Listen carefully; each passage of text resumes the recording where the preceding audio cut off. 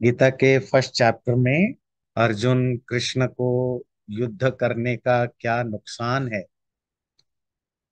खास करके यहाँ जहाँ अपने रिलेटिव्स हो उनके साथ लड़ने से क्या क्या लॉन्ग टर्म और शॉर्ट टर्म दोनों नुकसान है, उसके बारे में अपना जो भी थॉट है, विचार है, वो बता रहे हैं। और आज हम 42 42 से लेंगे। दोषैरेतैः कुलघ्नानां वर्णसङ्करकारकैः उत्साद्यन्ते जातिधर्मा कुलधर्माश्च शाश्वतः। जो फैमिली की डिस्ट्रॉय करने वाले लोग हैं, उनमें इस तरह के जो अनवांटेड प्रोजेनी बनती है, वो अनवांटेड संतानों के कारण से उत्साद्यन्ते जाति धर्मा और कुल धर्मा। फैमिली की जो धर्म है या जाति धर्म, जाति कहते हैं जन्म, जो सोशल धर्माज है, वो सब के सब कोलाप्स कर जाते हैं। तो लड़ाई की चर्चा चल रही है। जब पोस्ट वॉर सिचुएशन, सबसे ज्यादा इफेक्ट पड़ता है महिलाओं पर, क्योंकि सोसाइटी में जब प्रोटेक्ट करने वाला कोई ना हो, केओश हो, ज्यादातर लोग मारे गए हो, तो सबसे जो वनरेबल है वो होते हैं बच्चे, लड़कियां, और जो विडो महिलाएं होती हैं, विधवा महिलाएं होती हैं, उन पर सबसे ज्यादा। और समाज में मेल लोग भी, पुरुष भी बहुत ज्यादा क्रूएल और क्रिमिनल बनते हैं, क्योंकि लॉ एंड ऑर्डर सिचुएशन नहीं होता है। लॉ एंड ऑर्डर सिचुएशन जहां भी खराब होता है, वहां पुरुष ही क्रिमिनल बनते हैं ज्यादातर। ज्यादातर है क्या बनते हैं, और स्त्रियां विक्टिम बनते हैं मोस्टली। तो उससे होता क्या है, अनवांटेड चिल्ड्रन, जिसके लिए वर्ण संकर का। और पोस्ट वार में बेसिकली, क्योंकि उसमें आपकी पूरी की पूरी बल्क में सोसाइटी इस तरह के बनता है। और जब बच्चे का कोई ट्रेडिशन ना हो, कोई फैमिली जनरेशन ना हो, जैसे कि लास्ट टाइम हम डिस्कशन कर रहे थे, तो दो चीजें होती हैं। एक तो कुल का जो धर्म है, धर्म, वैसे तो गीता जब जैसे जैसे पढ़ेंगे, धर्म को ठीक से समझेंगे, जो लोग पुराने क्लासेस से आते रहते हैं उनमें काफी क्लैरिटी होगी, पर जो नए लोग हैं, जैसे जैसे पढ़ेंगे उनकी क्लैरिटी होगी। इस तरह हम इंडियन लैंग्वेज में रिलीजन को धर्म कह देते हैं। हमारे शास्त्रों में उस तरह का उसका कोई सेंस नहीं है। तो धर्म का मतलब जो हमारे बिहेवियर है, लॉज हैं, रूल्स हैं, ऑर्डर्स हैं, सिस्टम्स हैं, वो लॉज रूल सिस्टम्स फैमिली का हो, सोसाइटी का हो, देश का हो, कॉस्मिक हो, नेचुरल हो, वो सब धर्म होते हैं। तो फैमिली, हर फैमिली की अपने कुछ रूल रेगुलेशन ट्रेडिशंस है। जैसे उस दिन डिस्कशन कर रहे थे, इवन जो हमारा क्यूजिन है, फेस्टिवल से है, कपड़े पहनने, हर हर वो चीज, सेलिब्रेशन है, रिलेशनशिप को मेंटेन करना है, वो सब चीजें डिस्ट्रॉय हो जाता है। दूसरी चीज क्या डिस्ट्रॉय होता है, जाति धर्म। मतलब जाति अगेन वो हिंदी वाली जाति नहीं, जिसे हम कास्ट लेते हैं। संस्कृत में जाति शब्द कहीं भी कास्ट में नहीं यूज होता है। जाति का अर्थ होता है जन्म पर। सिंह एक जाति है, शेर एक जाति है, मनुष्य एक जाति है, पेड़ के अलग अलग जातियां जो स्पीसेस होते हैं उनको जाति कहते हैं। तो मनुष्यता का जो धर्म है, जो ओवरऑल जो ह्यूमन नेचर है, जिस जो ह्यूमन वैल्यूज है, वो जाति धर्म है। और जो स्पेसिफिक सोशल या फैमिली रिलेटेड प्रैक्टिसेस है, वो कुल धर्म है। इस तरह समाज धर्म भी होता है। मतलब एक पर्टिकुलर देश के कुछ पर्टिकुलर रूल रेगुलेशन होते हैं, वो देश धर्म है।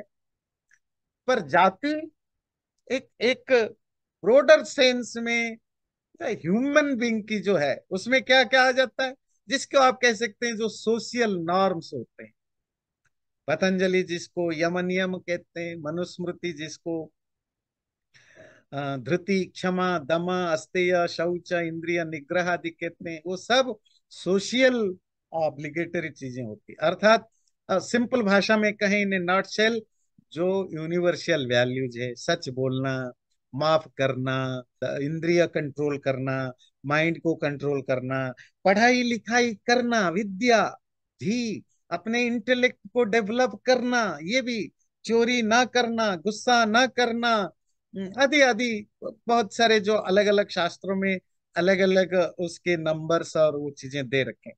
तो ये जो यूनिवर्सल वैल्यूज होते हैं, वो जाति धर्म, वो भी कोलैप्स कर जाते हैं ऐसी सोसाइटी में जहां बच्चे ऑर्फन्स हो, अनवांटेड हो, जिसका कोई फैमिली ट्रेडिशन ना हो, ऐसे बच्चों से फिर सोसाइटी का ना कोई वैल्यू रहता है, ना कोई फैमिली का वैल्यू रहता है, ना कोई यूनिवर्सल वैल्यू रहता है। क्योंकि वैल्यूज, ध्यान रखिए, दो तीन चीजों से आता है। पहली, फैमिली ट्रेडिशन से। नंबर टू, स्कूलिंग, मतलब स्कूल कॉलेज एजुकेशन सिस्टम के थ्रू। तीसरा, सोशल सोसाइटी की जो आपके इकोसिस्टम में आसपास जिस तरह के लोग रहते हैं। और चौथा है उस देश की जो रूल्स रेगुलेशंस या होते हैं उससे। ये चार पांच चीजों से हमारे अंदर वैल्यू इनकलकेट होते हैं, डायरेक्टली या इनडायरेक्ट। ऐसा नहीं है कि हमें मारने को इच्छा नहीं होता है, किसी को कोई बदमाशी करता है हम नहीं मारते, या तो उस देश की रूल रेगुलेशन है, हमें डर है भाई मारूंगा तो पकड़े जाऊंगा, पता नहीं जेल सजा हो, या तो नहीं मारते हैं क्योंकि हमारे अंदर हमारे फैमिली की उस तरह के अपब्रिंगिंग है, हम किसी को मारते पिटते नहीं है, हम सह जाते हैं, इस तरह की हमारी ट्रेनिंग है। या हमारे रिलीजन में या सोशल सोसाइटी में या इकोसिस्टम में हम रहते हैं जहां हिंसा को बहुत बुरा माना जाता है, तो हम नहीं मारते। तो जो कुछ भी कारण है, और एक लास्ट कह सकते हैं कि जो आपकी इनबिल्ट नेचर है, जो आपने पुराने प्रारब्ध से लेकर आए, पर ये जो फैमिली अपब्रिंगिंग है, सोसाइटी का, इकोसिस्टम का, और आपकी देश की जो रूल रेगुलेशन, ये आपके अंदर की जो भी अच्छे या बुरे चीजों को आने या ना आने देने में हेल्प करते हैं। पोस्ट वॉर सिचुएशन में जहां सोसाइटी पूरी तरह कोलैप्स हो, जहां कोई रूल रेगुलेशन की कोई संभावना नहीं हो, अगर आपको देखना है आप सीरिया जाइए, यमन जाइए, आजकल की जो इराक, पोस्ट वॉर इराक की सिचुएशन देखिए, अब देखिए जाकर वहां क्या स्थिति है ना, अभी ये तो रिसेंट चीजें हैं ना, आप कभी विजिट करके देखिए, या जहां भी अफ्रीका के जिन देशों में कॉन्स्टेंटली लड़ाइयां चलती रहती है, वो ट्राइबल फाइटिंग है या जिस तरह की, आपको वहां पता चलेगा क्या क्या सिचुएशन है। तो वो सारे के सारे धर्म कोलैप्स करते हैं। उत्सन्न कुल धर्माणाम मनुष्याणाम जनार्दन, नरके नियतम वासो भवतेति अनुशुश्रुमा। हे जनार्दना, लोगों के दुख को दबाने वाला, नष्ट करने वाला कृष्ण, उत्सन्न कुलधर्माणाम, जिन लोगों का फैमिली धर्म, जो फैमिली की जो ट्रेडिशंस या फैमिली की जो रूल रेगुलेशन आदि कोलैप्स कर जाता है, या सोशल या जो भी कम्युनल जो भी सिस्टम है, वो सिस्टम जब कोलैप्स करता है, ऐसे लोगों का वास नरक में हमेशा होता है, इति अनुशुश्रुमा। ऐसा हम सुनते आ रहे हैं, ऐसा हम सुनते आ रहे हैं। ये कोई लॉ है, नियम है, नहीं पता, अर्जुन कह रहे हैं, पर ऐसा हम सुनते आ रहे हैं पीढ़ी दर पीढ़ी, जनरेशन टू जनरेशन। क्या? जिन लोगों में कोई सिस्टम नहीं बचा, वो नरक में हमेशा रहते हैं। नरक, सफरिंग, दुख, पेन। आप छोड़ दीजिए गीता की लैंग्वेज को, इवन आज आप जाओ, जिस भी देश में केओस है, गवर्नमेंट प्रॉपरली फंक्शन नहीं कर रहा है, सोसाइटी कोलैप्स है, जब आप एक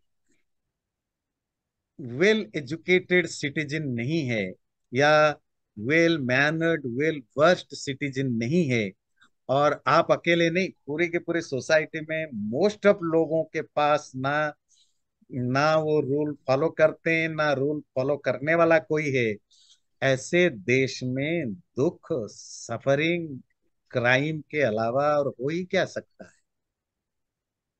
और आपको यकीन नहीं, दुनिया के उन सब देशों में जाइए, मोस्ट ऑफ अफ्रीकन देश, बहुत सारे साउथ अमेरिकन देश हैं, बहुत सारे आपके मिडिल ईस्ट देश हैं, आप कंटेम्पररी देशों को देख करके एनालाइज करिए कितना मिजेरी, कितनी सफरिंग है। तो जहां रूल रेगुलेशन, धर्म, धर्म, ध्यान रखिए, जहां धर्म कोलैप्स कर चुका है, सिस्टम कोलैप्स कर चुका है, वो किसी भी तरह के सिस्टम हो, यहाँ ये हालत होती ही होती है, लोग सफर करते हैं। अहो बत महत पापम कर्तुम व्यवसिता वयम, यद्राज्य सुख लोभेन हंतुम स्वजनमुद्यताः। अहो, ओ माय गॉड, कितना पाप हम करने जा रहे थे। महत पापम कर्तुम व्यवसिता वयम, हम सब डिटरमाइंड हो गए थे। क्या महत पाप, एक बहुत बड़ा पाप करने के लिए व्यवसित कहते हैं, डिटरमाइंड हो गए थे। और क्यों इतना बड़ा पाप करने के लिए हम जा रहे थे? राज्य सुख लोभेन, एक किंगडम की, एक राजा बनने के लालच में। और क्या करने जा रहे थे?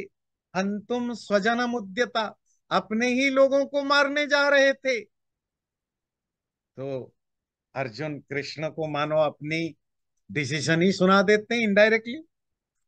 देखो, अचानक मुझे समझ आ गया, मेरे अंदर दिव्य ज्ञान आ गया। क्या क्या हम करने जा रहे थे? अपनी राज्य पाने की लालच में हम इतने सारे लोग मारने जा रहे थे, और इतना बड़ा पाप हो जाता, उसमें अपने ही खानदान की बर्बादी करते। इसीलिए अगला श्लोक उसी से रिलेटेड। यदि माम प्रतीकारमशस्त्रम शस्त्रपाणयः धार्तराष्ट्रारणे हन्यो तन्मे क्षेमतरम भवे। अगर मैं अकेला निहत्था, विदाउट एनी वेपन, मैं कोई अस्त्र शस्त्र लिए बिना खड़े रहूं, और हाथ में तलवार या कोई वेपन लेकर के मुझे धृतराष्ट्र के ये बच्चे लड़ाई में मार भी दें, वो मेरे लिए बेटर होगा, क्षेमतरम होगा, वो मेरे लिए ज्यादा अच्छा होगा, इंस्टेड ऑफ कि मैं उनको मारूं। इससे तो अच्छा खुद ही मर जाओ। कोई अस्त्र शस्त्र मत पकड़ो, कोई वेपन हाथ में मत लो, लेट देम किल मी, पाप उनको भोगने दो, मैं क्यों इस पाप में फंसूं, मैं ये लड़ाई नहीं करना चाहता हूं। ऐसा बोल के संजय उवाच एवं मुक्त्वार्जुन संख्ये रथोपस्थ उपाविशत् विसृज्य शशरं चापम शोक संविघ्न मानसः। संजय ने अर्जुन की इन सब बातों को बता करके अब कंक्लूड किया। संजय जो धृतराष्ट्र को युद्ध की सारी चीजें डिटेल सुना रहे थे, तो उन्होंने धृतराष्ट्र से कहा, हे राजा धृतराष्ट्र, अर्जुन ने संख्य लड़ाई में, संख्य का अर्थ होता है वार, लड़ाई में रथ पर खड़े होकर के ऐसा बोला, उसके बाद अपने धनु और तीर को वहीं रख करके दुखी परेशान होकर के रथ में बैठ गया। ये स्टोरी कहां से शुरू हो रही है? ये स्टोरी कौन किसको सुना रहा है? संजय धृतराष्ट्र को सुना रहे हैं कि लड़ाई में क्या क्या चल रहा है। और उन्होंने बताया, अर्जुन को जो बताना था वो सब धृतराष्ट्र को सुनाया, और कंक्लूड किया, बोला है महाराज, अर्जुन ने ऐसे ऐसे सब कृष्ण को बोल करके, और उसकी शरीर कांप रहा था, बहुत दुखी परेशान था, और उसने अपना धनु, जो बाव और तीर, जो एरो, जो उसकी अपने सबसे फेवरेट वेपन है, उसको उसने छोड़ दिया, दुखी होकर के उस रथ पर धम करके बैठ गया, बोला मैं नहीं लड़ूंगा। तो इस तरह प्रथम अध्याय पूरा होता है। ओम तत्सदिति श्रीमद्भगवद्गीतासु उपनिषत्सु ब्रह्म विद्यायां योगशास्त्रे श्री कृष्णार्जुन संवादे अर्जुन विषाद योगो नाम प्रथमोऽध्यायः। ध्यान रखिए, ये it was not part of Gita. ये सब बाद में गीता में नई नई चीजें डाला गया है, उसको एक तरह के वो बनाने के लिए। ओम तत् सत परमात्मा का नाम है। ये बड़ी इंटरेस्टिंग है, ओम तत्सद इति। अगर आप सिर्फ ओम तत्सत क्या है यही समझें तो पूरा आपकी एक दिन की क्लास चलेगी, क्योंकि सारा सनातन धर्म की जो स्पिरिचुअलिटी है वो यही है, ओम तत्सत। ओके चलिए, ओम की बात तो बाद में करेंगे, नहीं तो फिर क्लास चली जाएगी। पर तत्सत जान लीजिए। तत् मतलब दैट, सत मतलब true, real. What is that? जो भी इनविजिबल हो, जो भी अननोएबल हो, वो सत है। वो अननोएबल कौन है? इसका डेफिनेशन क्या है कि ये जो जो जाना जिसको कहते हैं अज्ञेय, अव्यक्त, मतलब आप कैसे जानते हैं? सेंसेस के द्वारा, इंद्रियों के द्वारा। इंद्रियों के द्वारा उन सब चीजों को जान सकते हैं जो मटेरियल हो, क्योंकि सेंसेस की जो बनावट है, सेंसेस इटसेल्फ आर मटेरियल। और सेंसेस की जो भगवान ने या जिसने भी, अगर आप भगवान को नहीं भी मानते तो सेंसेस की जो स्ट्रक्चर है वो मटेरियल चीजों को जानने के लिए है। वो भी हर सेंस की एक लिमिट, एक स्पेसिफिक सब्जेक्ट है। आंखें सिर्फ देख सकता है, छू नहीं सकता, चख नहीं सकता। आंखों का फिक्स है, देख सकता है। और क्या देख सकता है? जिसका एक प्रॉपर फॉर्म, विजिबल फॉर्म हो। कान सिर्फ सुन सकता है, वो वर्ड जो आसपास हो, जो भी कान की पेरीफेरी के अंदर आ जाए। स्किन का सिर्फ इतना है कि वो छू सकता है और कुछ नहीं कर सकता। जीभ सिर्फ टेस्ट कर सकता है, नाक सिर्फ स्मेल कर सकता है। तो आपकी सेंसेस की एक फिक्स्ड क्राइटेरिया है, वह उससे ज्यादा नहीं कर सकते। और टोटल 5 ही इंद्रियां हैं, 5 इंद्रियों की फिक्स्ड हैं, उसके बियॉन्ड वो कुछ कर नहीं सकते। इवन मैटेरियल वर्ल्ड में भी जो इन 5 इंद्रियों के पेरीफेरी में नहीं आते उनको भी हम नहीं जान पाते। हम कहाँ एटम्स जान पाते हैं, हम कहाँ डार्क एनर्जी जान पाते हैं, डार्क मैटर जान पाते हैं। उसके लिए फिर हम साइंटिफिक टेक्नोलॉजी वगैरह अप्लाई करना पड़ता है, क्योंकि सेंसेस की लिमिटेशन है।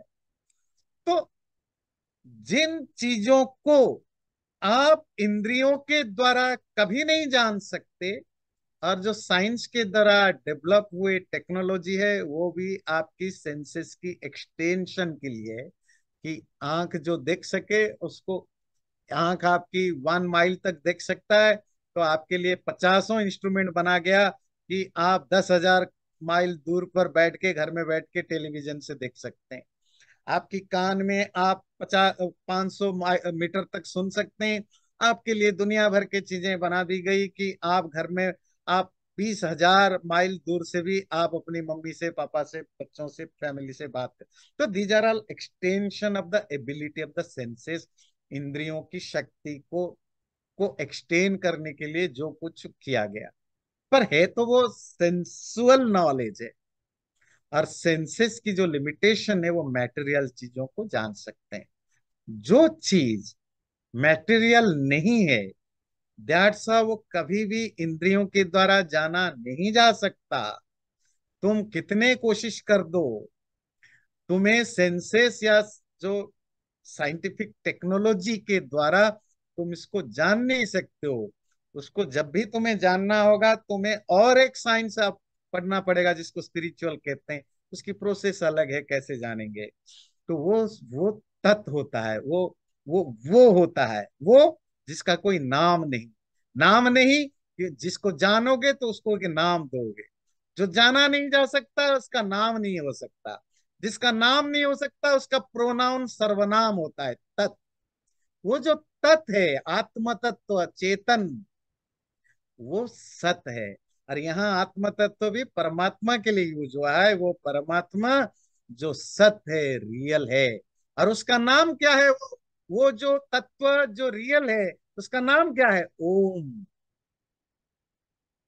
ओम की चर्चा हुई है। मैंने मांडुक्य उपनिषद, मुंडक उपनिषद पढ़ते समय हमने इस पर डिटेल में चर्चा की। वो आम और उसकी जो फोर्थ स्टेज है, वो कैसे ईश्वर के अलग अलग स्टेट्स को डिफाइन करते हैं।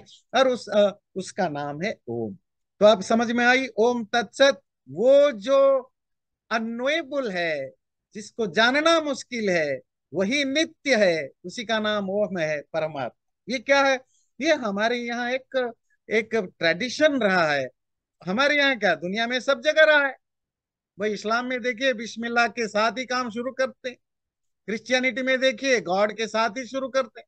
तो हमारे यहाँ रहा है परमात्मा के नाम से शुरू करना। और जब तक हम लोग बिगड़े हुए नहीं थे तो ओम तत्सत से ही शुरू करते थे। अब आजकल तो घर घर में पता नहीं, हर घर की अपनी देवी देवताएं बन गए। ना, जैसे भी हो तो अपने अपने हिसाब से करते हैं। पर ये ओम तत्सत जो है, ये प्राचीन काल से, वैदिक काल से लेकर चलता रहा।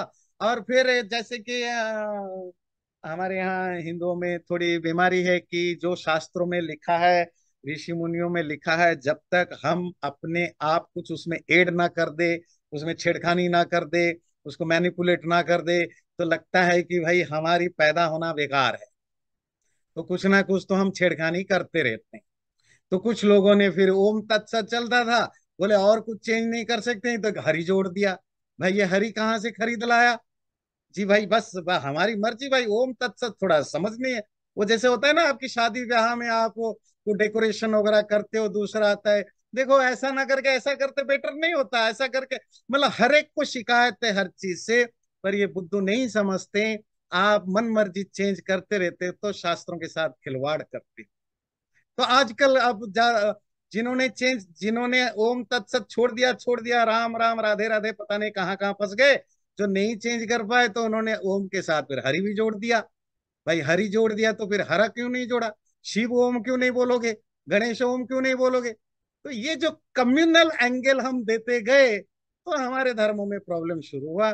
पर हमारे शास्त्रों में तो ओम तत्सत, कितना प्यारा और कितना फुल ऑफ जिस, मतलब ओम तत्सत को व्याख्या करो, फिर दिन भर सुनते रहोगे परमात्मा क्या है। पर बाकी चीजें हम जोड़ते जाते हैं। खैर ये हमारी प्रॉब्लम है, जिसके कारण फिर सेक्ट बनते हैं, जिसके पास, पर इससे फायदा क्या है? गुरुओं को फायदा होता है, गुरुडम पनपता है, सेक्ट पनपते हैं। पर स्पिरिचुअलिटी के साथ कंप्रोमाइज होती है। दुनिया में कोई भी समझदार व्यक्ति अपने लिटरेचर को छेड़खानी नहीं करता, सिवाय हमारी कम्युनिटी। तो ओम तत्सत, वो सत्य है, वो परमात्मा जिसका नाम ओम है।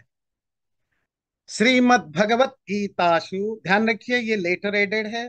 श्रीमद् भगवत गीता में उपनिषदसु, जो उपनिषदों का सार है, जिसमें ब्रह्म विद्या, ब्रह्म से रिलेटेड विद्या है, जो कि योग शास्त्र है, योग मतलब स्पिरिचुअलिटी से रिलेटेड शास्त्र है। श्री कृष्ण और अर्जुन की संवाद मतलब डायलॉग या कन्वर्सेशन में ये जो प्रथम अध्याय या फर्स्ट चैप्टर है, जिसका नाम है अर्जुन विषाद योग, मीन्स अर्जुन को जो दुख हुआ, जो शोक हुआ, जो कष्ट हुआ, उससे रिलेटेड ये चैप्टर है। Acharya ji, just no, it is very good what you're explaining. I also wanted to see if you can throw some light and the real world. जैसे आपने कहा कि अर्जुन का, I mean, how does it relate? Maybe not in too many, in a day to day life. What is the okay, state of mind of Arjun, and like what we go through every day? Yeah. हाँ। तो वैसे पहले class में थोड़ी बहुत discussion किया था। वैसे अर्जुन की अभी विषाद खत्म नहीं हुआ है, अभी सेकंड चैप्टर में भी 10-12 उसकी अपनी शिकायतें अभी चलेंगी, तो वो पूरा नहीं हुआ है। तो भी, तो प्रथम चैप्टर कंक्लूड करने से पहले आपका क्वेश्चन अच्छा क्वेश्चन है, हम कैसे अपने से रिलेट करें। अर्जुन का, वो सोल्जर है, वो एक वॉरियर है, वो एक राजा है। उसका काम है लड़ाई करना, राज्य जितना, राज्य चलाना। और वो लड़ाई के मैदान में खड़ा है, that's his profession, his duty, his obligations. और उसको वहां लड़ाई करना उसका ऑब्लिगेटरी ड्यूटी है। पर वहां उसको कंफ्यूजन है। अब ये कंफ्यूजन तो हर वार में होगा ना। आप किसी भी लड़ाई में खड़े हो जाएंगे, आपको लगेगा मैं कैसे मारूं, मारना पाप होता है, हिंसा होती है, हिंसा करना पाप है। पर मेरे मालिक, मेरे देश के प्रधानमंत्री या राष्ट्रपति या जो भी हेड ऑफ माई कंट्री या आर्मी चीफ मुझे कह रहे हैं कि आप लड़ो। लड़ना पाप हो, मारना पाप है, किसी को चोट पहुंचाना पाप। तो मैं क्या करूं? मैं मारूं या ना मारूं?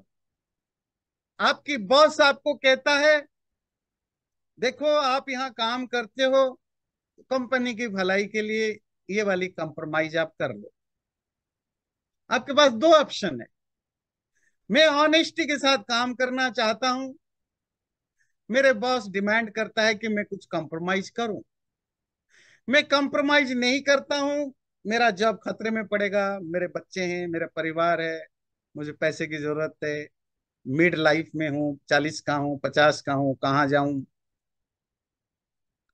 और अगर मैं कंप्रोमाइज करता हूं तो मुझे गिल्ट फीलिंग होगी अर्जुन की तरह, फिर मेरे अंदर भी वही गिल्ट फीलिंग है। मेरे क्या होगा, मेरे मेरे धर्म का, मेरे विचार का, मेरे पाप भोगना पड़ेगा।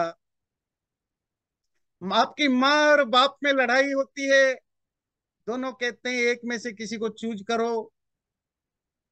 आप क्या करोगे? मेरी माँ है, पापा को कैसे छोड़ दूं? माँ को साथ जाना चाहता हूँ, पर पापा को कैसे छोड़ूं? पापा के साथ जाना चाहता हूँ, माँ को कैसे छोड़ूं? मेरे पेरेंट्स और मेरे गुरु के बीच में कन्फ्लिक्ट है। जिस गुरु से मैंने पढ़ा सीखा जाना, रियल गुरु में, ये आजकल के बाबा वाले गुरु टाइप नहीं, जो रियल गुरु जिनसे आपने जेन्युइनली कुछ, जिनके आपके प्रति, आपका जिसके प्रति भक्ति है, श्रद्धा है ना। पर किसी कारण से गुरु और स्टेट के बीच में कन्फ्लिक्ट है, गुरु और आपकी जॉब के बीच में कन्फ्लिक्ट है, गुरु और आपके पेरेंट्स के बीच में कन्फ्लिक्ट है, still you are in dilemma, मैं किसका साथ दूं? तो तो डिलेमा तो डे टू डे लाइफ में एवरी मोमेंट आपको फेस करना पड़ता है। मैं दो चार जो मुझे इंस्टेंटली याद आ रहा है तो मैं आपको डिलेमा बता रहा हूँ। और आपको बोलूं तो आप सब 50-50 डिलेमा सुना सकते हैं, हर व्यक्ति, क्योंकि एवरी मोमेंट कुछ ना कुछ डिलेमा तो हो ही जाता है। और ये मत सोचिए कि गीता लड़ाई के बारे में बात हो रही। गीता का डिस्कशन का जो कैरेक्टर है, जो दो कैरेक्टर हैं, उनमें से एक वॉरियर है, तो वॉरियर की जो प्रॉब्लम है वो प्रॉब्लम वो शेयर कर रहा है। जब मैं, अगर मेरे सामने कृष्ण होंगे, मैं जो जॉब कर रहा हूं, मैं जिस तरह की लाइफ जी रहा हूं, मैं अपनी प्रॉब्लम के लिए ये, मैं अर्जुन के तरह ही बात करूंगा, पर प्रोफेशन चेंज हो जाएगा। वो वॉरियर की प्रोफेशन है, मेरे आचार्य की प्रोफेशन है। तो पर हर प्रोफेशन में डिलेमा है। तो लाइफ के हर स्टेज में आपकी पत्नी और बच्चों के बीच में फाइटिंग है, या आपके पति और बच्चों के बीच में लड़ाई है, तो आप बच्चों का साथ दे रहे हैं, पति या पत्नी नाराज हो रहा है, पति या पत्नी के साथ दे रहे हैं, आपको लग रहा है कि बच्चे फिर हमारे बारे में, मेरे बारे में या हमारे बारे में जिंदगी भर वो गलत रखेंगे कि हमसे प्यार नहीं करते। है ना डिलेमा? आप सोचते जाइए, आपकी हर रोज कुछ ना कुछ डिलेमा होती है। आप ड्राइव करके जा रहे हैं, देखा सामने एक तड़प रहा है, आपको जल्दी ऑफिस पहुंचना है, आप ऑलरेडी 5 मिनट लेट जा रहे हो, और आप चाहते हो उसको हेल्प करना, वो व्यक्ति को। अब आप क्या करोगे? 5 मिनट लेट हो रहे हो, आज आपकी मीटिंग है, आपको प्रेजेंट करना है अपने मीटिंग में, आप अगर इसको हेल्प कर रहे हो तो वहां खतरा है, और अगर नहीं कर रहे हो, महीनों तक आप गिल्ट फीलिंग में जियोगे कि मैं उसको हेल्प कर सकता था, व्यक्ति को नहीं कर पा रहा हूं। Are you getting my point? The dilemma. Arjun dilemma में, ये सब चीजें, उसको लग रहा है कि लड़ाई नहीं करनी चाहिए, पर प्रॉब्लम है कि उसका जॉब है लड़ाई करना। वो बाबा नहीं है, वो आचार्य नहीं है, वो सन्यासी नहीं है, वो प्रोफेसर नहीं है, वो पॉलिटिशियन को तो लड़ना पड़ता है, मतलब कोई ऑर्डर देते हैं, पर प्रोफेसर नहीं है वो। तो ये जॉब होते हैं जहां लड़ाई से दूर दूर का कोई रिश्ता ही नहीं है। कैसे उसको हैंडल करें, यही फर्स्ट चैप्टर में जो अर्जुन की जो प्रॉब्लम है, उसके साथ आप बस प्रोफेशन को हटा दीजिए, अपने प्रोफेशन को जोड़ दीजिए, अपनी लाइफ को जोड़ दीजिए, लाइफ में आने वाले डिलेमा को एक्सप्लेन करते जाइए, फिर देखेंगे, फिर गीता आपको क्लियर। चैनल को सब्सक्राइब जरूर करें और वीडियो अच्छा लगे लाइक भी जरूर करें।